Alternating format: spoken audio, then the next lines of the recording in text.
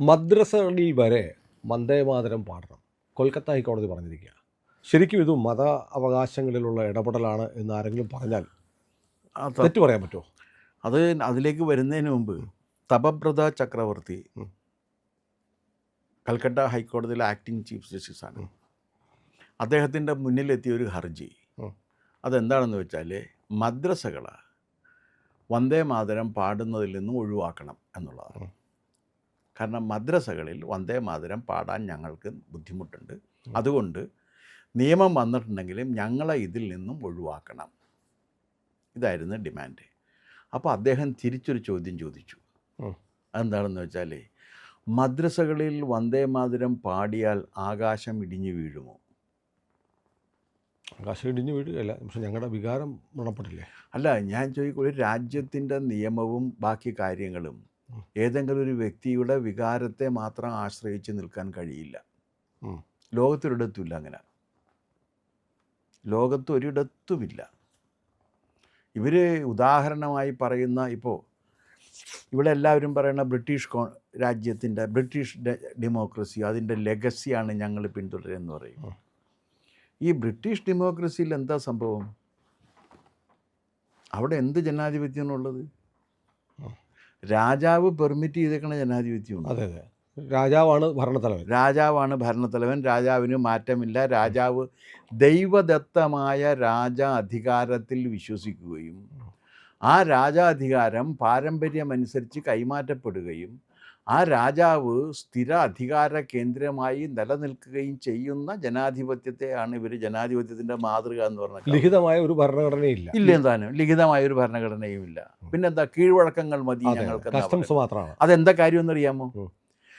ഇതിന് ഒരു കാര്യമുണ്ട്. ഇത് ഈ ജോൺ ലോക്ക് എന്ന് പറയുന്നൊരു കക്ഷിയുണ്ട്, ബ്രിട്ടീഷുകാരുടെ ഏറ്റവും വലിയ ഫിലോസഫറായിട്ടാണ്. അപ്പോൾ അതിന് ഇദ്ദേഹം എന്താണ്, ബർട്രാൻഡ് റസൽ ഇദ്ദേഹത്തെ കളിയാക്കിക്കൊണ്ടൊരു സ്റ്റേറ്റ്മെൻറ്റ് നടത്തിയിട്ടുണ്ട്. The greatest philosopher of British has committed the largest number of logical fallacies എന്ന്. ഈ ഗ്രേറ്റസ്റ്റ് ഫിലോസഫർ ഇതാണ്. ഇയാളൊരു ഡിപ്ലോമാറ്റിക് കക്ഷിയാണ്. ഫിലോസഫർ എന്ന നിലക്കൊരു തേർഡ് റേറ്റ് ആണ്, വെറും തേർഡ് റേറ്റ്. പക്ഷെ ഡിപ്ലോമാറ്റിക്കാണ്. ഇയാളുടെ ദൗത്യം എന്തായിരുന്നു വെച്ച് കഴിഞ്ഞാൽ, രാജാധികാരത്തെ നിലനിർത്തണം, ഒപ്പം ജനാധിപത്യത്തെ സ്വീകരിക്കുകയും വേണം. അതിന് ആവശ്യമായ ഒരു സിദ്ധാന്തം പുള്ളി അവതരിപ്പിച്ചു. ആ സിദ്ധാന്തത്തിൻ്റെ പേരാണ്, പുള്ളി എന്ത് ചെയ്യുന്നത് വെച്ചാൽ, പുള്ളി ഒരു എംപിരിസിസ്റ്റ് ഫിലോസഫി അവതരിപ്പിച്ചു. അതിൻ്റെ പേരെന്ന് വെച്ച് കഴിഞ്ഞാൽ, പുള്ളി 2 കോൺസെപ്റ്റ് കൊണ്ടുവന്നു. ഒന്ന് പ്രൈമറി ക്വാളിറ്റി, 2 സെക്കൻഡറി ക്വാളിറ്റി. പ്രപഞ്ചത്തെക്കുറിച്ചാണ് പറയുന്നത്. പ്രപഞ്ചത്തിൽ പ്രാഥമികമായ ചില ഗുണങ്ങളുണ്ട്, അതിന് മാറ്റമില്ല. അടിസ്ഥാന ഗുണങ്ങൾ, അതിന് മാറ്റമില്ല. 2ാം നിരയിൽ വരുന്ന ഗുണങ്ങളുണ്ട്, അത് മാറിക്കൊണ്ടിരിക്കും. ഇനി നേരെ ഇത് പൊളിറ്റിക്സിൽ അപ്ലൈ ചെയ്യുക. രാജാവിന് മാറ്റമില്ല, അത് പ്രൈമറി ക്വാളിറ്റി, അതാണ് ഏറ്റവും പ്രാഥമികമായിട്ടുള്ള കാര്യം. ഇപ്പോൾ താഴെയുള്ളത് ജനാധിപത്യം, അത് മാറിക്കൊണ്ടിരിക്കും. ഇത് കൊണ്ടുവന്ന കാരണം രാജാക്കന്മാർക്ക് ഏറ്റവും ഇഷ്ടപ്പെട്ടതാണത്. ഇനി ബ്രിട്ടൻ്റെ ജനാധിപത്യത്തിന് സെക്കുലറിസത്തിന് വേറൊരു കുഴപ്പമുണ്ട്.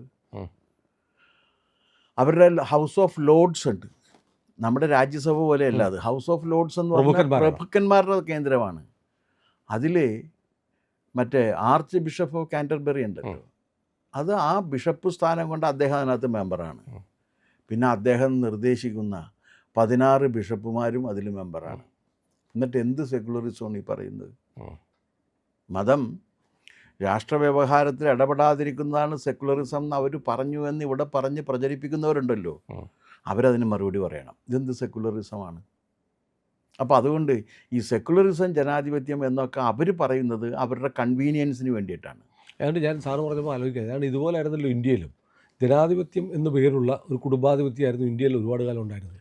അതെന്താ കാര്യം എന്ന് വെച്ചാൽ, അത് പക്ഷേ വേറൊരു കാര്യം, അതിന് ഒരു സംഗതിയുണ്ട്. അതിലെങ്ങനെയാണെന്ന് വെച്ചാൽ, ഈ പണ്ഡിറ്റ് ജവഹർലാൽ നെഹ്റു ഭരിച്ച് ഇനി ഇയാളെ കാണാൻ പറ്റില്ല എന്ന് വന്നപ്പോഴേക്കും അങ്ങനെ മരിച്ചുപോയി. അപ്പോഴേക്കും പിന്നൊരു മാറ്റം വന്നു. അപ്പം മാറ്റം വരുമ്പോൾ ജനങ്ങൾ ആ മാറ്റത്തിനോടൊപ്പം സഞ്ചരിക്കുന്ന ഒരു ശീലം ഇന്ത്യയിലുണ്ട്. ഇന്ത്യയുടെ ജനാധിപത്യം അതല്ല, ഇന്ത്യക്ക് അതിനേക്കാൾ ശക്തമായ ജനാധിപത്യ പാരമ്പര്യമുണ്ട്. ആ ജനാധിപത്യ പാരമ്പര്യം എന്താ? ജനാധിപത്യത്തിൻ്റെ ഏറ്റവും അടിസ്ഥാന ഘടകം എന്താണ്? അധികാരത്തോടും ഭൂരിപക്ഷത്തോടും വിയോജിച്ചുകൊണ്ട് അവനവൻ്റെ അഭിപ്രായം പറയാനുള്ള അവകാശമാണ് ജനാധിപത്യത്തിൻ്റെ ഏറ്റവും വലിയ അടിത്തറ. അധികാരവും ഭൂരിപക്ഷവും എന്തു തന്നെ പറഞ്ഞാലും അത് ശരിയാണ്, but I beg to differ with you, this is my experience എന്ന് പറയാനുള്ള അവകാശം. അതാണ് ജനാധിപത്യത്തിൻ്റെ അടിത്തറ. അത് ഏറ്റവും ആദ്യം പരിരക്ഷിക്കപ്പെട്ട ലോകത്തിലെ ആദ്യത്തെ രാജ്യം ഇന്ത്യയാണ്. ആദികാവ്യം രാമായണമാണ്. ഭരതൻ അദ്ദേഹത്തിൻ്റെ രാജ്യഭാരത്തിൻ്റെ മഹത്വം വിവരിക്കുന്നുണ്ട്. നമ്മുടെ ഐക്യരാഷ്ട്രസഭ അംഗീകരിച്ചിരിക്കുന്ന തത്വങ്ങളുണ്ടല്ലോ, മറ്റേ എന്താണ്, സാമ്പത്തിക ശേഷി, ലോഞ്ചിവിറ്റി ഓഫ് ലൈഫ്, ഇൻഫൻറ്റൈൽ മോർട്ടാലിറ്റിയുടെ ഡിക്രീസ്, ഇതൊക്കെയാണ് പറയുന്നത്. അങ്ങ് പോകുമ്പോൾ രാജ്യത്തിൻ്റെ കോശസ്ഥിതി ഇതായിരുന്നു, അത് ഞാൻ ഇത്രയാക്കി വികസിപ്പിച്ചത്, ഇങ്ങനെ ഇതെല്ലാം പറയണ്. രാമൻ അപ്പോൾ ചോദിക്കുന്ന ചോദ്യമുണ്ട്, മാനിക്കുന്നില്ലയോ ഉണ്ണി നീ ചാർവാക വിപ്രരെ? Are you not respecting the Charvakins who are moving against the philosophy of the state? രാജ്യത്തിൻ്റെ തത്വശാസ്ത്രത്തിന് എതിരെ സഞ്ചരിക്കുന്ന ചാർവാകന്മാരെ നീ മാനിക്കണം എന്നാണ്. ചാർവാകന്മാർക്ക് സുഖമല്ലേ എന്ന് ചോദിച്ചു. അവർക്ക് സുഖമല്ലേ, നീ അവരെ ആദരിക്കും. Are you not respecting them? അവർ നിരീശ്വരവാദികളായിരുന്നു. നിരീശ്വരവാദികളെന്നല്ല, മഹാവൃത്തികെട്ടവരായിരുന്നു. ഉള്ള കാര്യം അങ്ങനെയാണോ? ഞാൻ കേട്ട നാസ്തികന്മാരാണെന്നാ. അല്ല, അതായിക്കോട്ടെ, വേറെയും ഉണ്ട് അവരുടെ, അത് പോയിക്കോട്ടെ, അത് നമുക്ക് വേറെ സന്ദർഭത്തിൽ ചർച്ച ചെയ്യാം. അപ്പം അങ്ങനെയുള്ളവരായിരുന്നു. പക്ഷെ അവരെയും ആദരിക്കണം. ഇതിനേക്കാൾ വലിയ ഒരു റൈറ്റ് ടു ഡിസെൻറ്റ് നിങ്ങൾക്ക് എവിടെയെങ്കിലും കാണാൻ പറ്റുമോ? അപ്പോൾ അതുകൊണ്ട് അതൊന്നും അവിടെ നിന്ന് ഇങ്ങോട്ട് കൊണ്ടുവരണ്ട. അപ്പോൾ അവിടെ നിന്ന് ഇങ്ങോട്ട് വന്നിട്ട് അവിടുത്തെ ജനാധിപത്യവും അവിടുത്തെ മതേതരത്വവും അവിടുത്തെ മനുഷ്യാവകാശത്തെയും പറഞ്ഞ് ഞങ്ങളുടെ അടുത്ത് വരേണ്ട, അതൊക്കെ ഞങ്ങൾക്ക് ഇവിടെ ഞങ്ങൾ നേരത്തെ കണ്ടിട്ടുള്ളതാണ്. നിങ്ങൾ പ്രാകൃതരായിട്ട് ജീവിക്കുന്ന കാലത്ത് പരിഷ്കൃതരായ ഒരു ജനത ജീവിച്ചിരുന്ന രാജ്യത്ത് വന്നിട്ട് നിങ്ങൾ മാറണം എന്ന് പറയണ്ട എന്നുള്ളതാണ്. ഇനി നമുക്കിതിലേക്ക് വരാം. ഇതിൽ വന്നപ്പോൾ മദ്രസകളിൽ ഇത് പാടണോ? മദ്രസകളിൽ പാടണം, എന്താ തെറ്റ്? അല്ല, ഉത്തരേന്ത്യയിലെ പല മദ്രസകളിലും സമീപകാലത്താണ് യോഗിയൊക്കെ വന്നതിന് ശേഷം ദേശീയ പതാക ഉയർത്താൻ തുടങ്ങി. അല്ല, ഞാൻ ചോദിക്കട്ടെ, എന്താ അതിൽ തെറ്റ്? അല്ല, അവർ പറയുന്നത് അതിനകത്ത് സരസ്വതി, കാളി ഇവരെയൊക്കെ പറയുന്നുണ്ട്, ഭാരതത്തിൻ്റെ മാതാവായി കാണുന്നു. അല്ല, അവർ ജീവിക്കുന്നത് അറേബ്യയിലല്ല, അവർ ജീവിക്കുന്ന ഇന്ത്യയിലാണ്. നിങ്ങൾ ഏത് സ്ഥലത്ത് ജീവിക്കുന്നുവോ അവിടുത്തെ സംസ്കാരവുമായിട്ട് നിങ്ങൾക്ക് ബന്ധം വേണം. ഇപ്പോൾ ഇവിടെ മുസ്ലിം ലീഗുകാർ നിലവിളക്ക് കൊളുത്തില്ല, കണ്ടിട്ടില്ലേ? ഒരാളും സകല എല്ലാ മുസ്ലിം ലീഗ് നേതാക്കളും സെക്യുലറിസ്റ്റുകളാണ്. നിലവിളക്ക് കൊളുത്തില്ല. നിലവിളക്ക് കമ്മ്യൂണലാണെന്നാണ് പറയുന്നത്. ഇ ടി മുഹമ്മദ് ബഷീർ എൻ്റെ സ്നേഹിതനാണ്, നിലവിളക്ക് കൊളുത്തില്ല. അബ്ദുൽ സമദ് സമദാനി എൻ്റെ സ്നേഹിതനാണ്, നിലവിളക്ക് കൊളുത്തില്ല. കുഞ്ഞാലിക്കുട്ടി എനിക്ക് വളരെ അടുപ്പം ആദരവുള്ള ഒരാളാണ്, പക്ഷെ നിലവിളക്ക് കൊളുത്തില്ല. ഇവർക്കെന്താ നിലവിളക്ക് കൊളുത്താത്തത്? നിലവിളക്ക് നമ്മുടെ സംസ്കാരത്തിൻ്റെ ഒരു ഭാഗമല്ലേ? വെളിച്ചം ആണല്ലോ. അല്ല, വെളിച്ചം എന്ന് പറഞ്ഞിട്ടൊരു ചാപ്റ്റർ തന്നെയുണ്ട് ഖുറാനിൽ, അറിയാമോ? നൂറെന്ന് പറഞ്ഞാൽ വെളിച്ചം. ഒരു അധ്യായത്തിൻ്റെ പേര് വെളിച്ചം എന്നാണ്. എന്നിട്ടും ഈ വെളിച്ചം പക്ഷെ വേറൊരു കാര്യം, വൈക്കം മുഹമ്മദ് ബഷീറിന് നിലവിളക്ക് പഥ്യമായിരുന്നു. വൈക്കം മുഹമ്മദ് ബഷീർ മജീദിൻ്റെ സുന്നത്ത് കല്യാണം നടക്കുന്ന സമയത്ത് 11 തിരിയിട്ട നിലവിളക്ക് കത്തിച്ചു വെച്ചിരുന്നതായിട്ട് രേഖപ്പെടുത്തിയിട്ടുണ്ട്. ആ കാലത്തപ്പോൾ ഉണ്ടായിരുന്നു. പിന്നെ തിരിച്ച് ലീഗുകാർ വന്നു കഴിഞ്ഞപ്പോഴേക്കുമാണ് എന്ത് വന്നത്? സെപ്പറേറ്റിസം വന്നത്. കേരള സംസ്കാരത്തിന് ലീഗ് നൽകിയിരിക്കുന്ന ഏറ്റവും വലിയ ഭീഷണി എന്ന് പറഞ്ഞു കഴിഞ്ഞാൽ സെപ്പറേറ്റിസം ജീവിതത്തിൻ്റെ ഭാഗമാക്കി മാറ്റി എന്നുള്ളതാണ്. അതുകൊണ്ടാണ് എല്ലാവരും നിലവിളക്ക് കത്തിക്കുമ്പോൾ ഞങ്ങൾ നിലവിളക്ക് കത്തിക്കില്ല എന്ന് പറയണത്. നിലവിളക്കിന് അല്ലെങ്കിൽ എന്താണ്, അതൊരു വെളിച്ചം കിട്ടുന്നൊരു സാധനമല്ലേ, ഒരു ceremonial light lamping ceremony, because we like it, നമ്മുടെ ജീവിതത്തിൻ്റെ ഒരു ഭാഗമായതുകൊണ്ടാണ്. അപ്പോൾ ഇവർക്ക് ഒരു നിർണായക സ്റ്റേ വരുന്ന സമയത്ത് നിലവിളക്കേ പാടില്ല എന്ന് പറഞ്ഞു. അല്ല, വരുമല്ല, വേറെ എങ്ങുമില്ലല്ലോ നിലവിളക്ക്. ഇവർ ഫോളോ ചെയ്യുന്നത് അറേബ്യൻ ജീവിത രീതിയും അറേബ്യൻ ജീവിത മാതൃകകളുമാണ്. അതല്ലല്ലോ, അവർ ജീവിക്കുന്നത് ഇന്ത്യയിലല്ലേ. ഇവരെ പോയി കഴിഞ്ഞാൽ ഏതെങ്കിലും ഒരു അറബി ഇവരെ അംഗീകരിക്കുക? ഇല്ല. അത് മതം മാറിയ അല്ല ആളുകളാണ്. അപ്പോൾ തങ്ങൾമാർ യമനികളാണ്, യമനിൽ നിന്ന് വന്നകളാണ്, യമനികളാണ്.